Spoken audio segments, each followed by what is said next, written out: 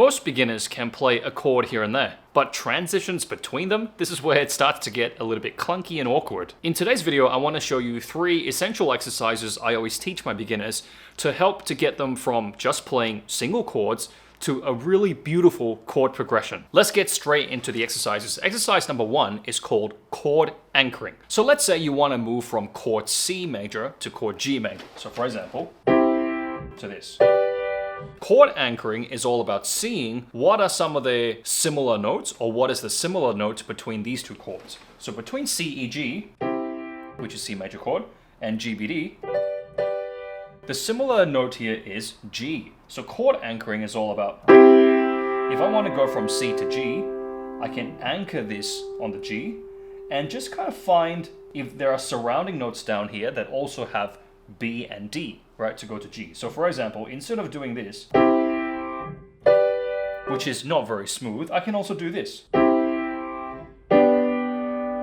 So this is playing an inversion of the G major chord, which also works, and it flows a lot smoother. So just to recap, let's say you want to go from C major to G major. You can play the C major in root position. You can anchor the 5, okay, because G is the common note between C and G major, and then just find B and D in the surrounding areas of your 1, 2, 3, 4, which is over here. So if you want to play C to G major, you can do this.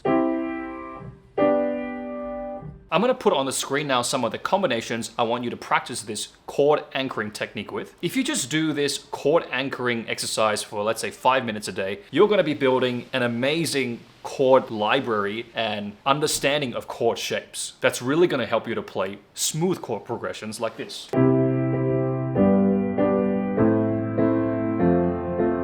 Minimal movement and the ability to jump to different inversions when needed, rather than playing this.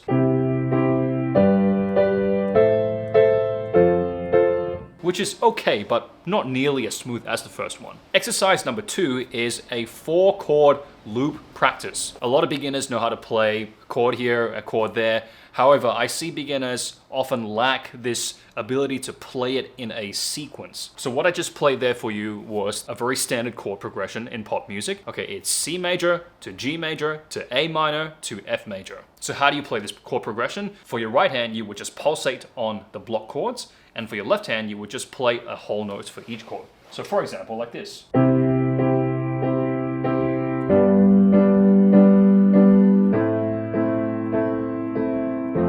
then repeat it.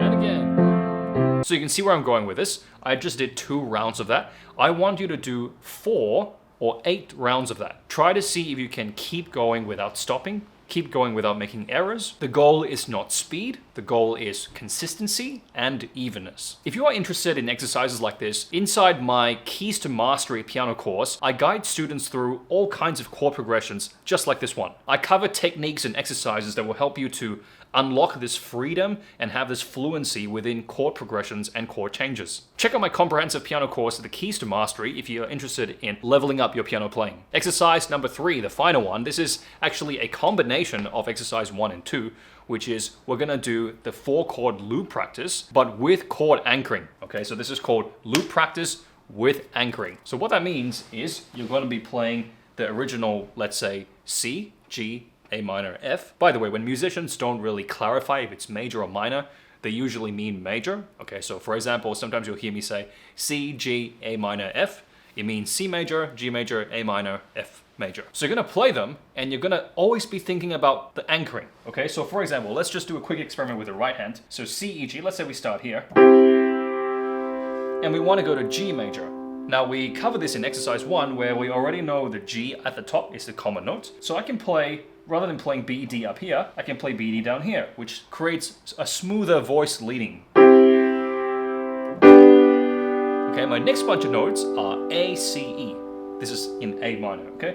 Now the closest one for me, there's a couple of options here. I can either go up here, okay, I can either go from here to here, or I can go down to this. Okay, But I personally think going up is a little bit smoother. Going from G to A minor, there isn't any similar note, so we can't do a chord anchoring. However, we still need to think about the smoothness. So going from this to this is pretty smooth and good. Okay, let's go now from A minor to F major. A minor to F major actually has two similar notes. Okay, so ACE to FAC has two similar notes. They are C and A. And all I need to do is to move the E to the F, and I'll have the F major. Okay, so this is a perfect example to illustrate chord anchoring. So all in all, you would play something like this.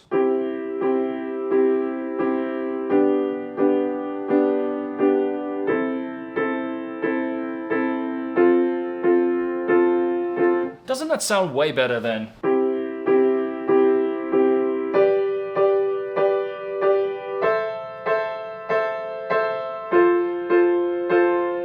Don't you feel like this second one, it has sort of like a beginner kind of feeling to it? It's a little bit jagged, it's not very smooth. So let's add the left hand in. We're just gonna play whole bass notes of each chord. So it'll sound something like this.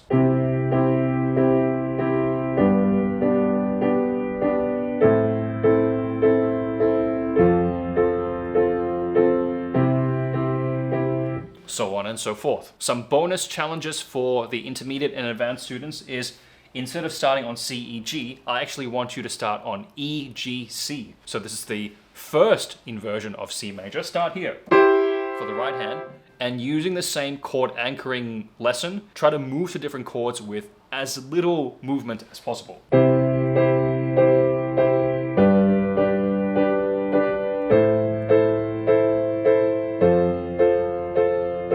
That's one example. And after you finish that one, you can then move to start from the second inversion of C major, which is G, C, E.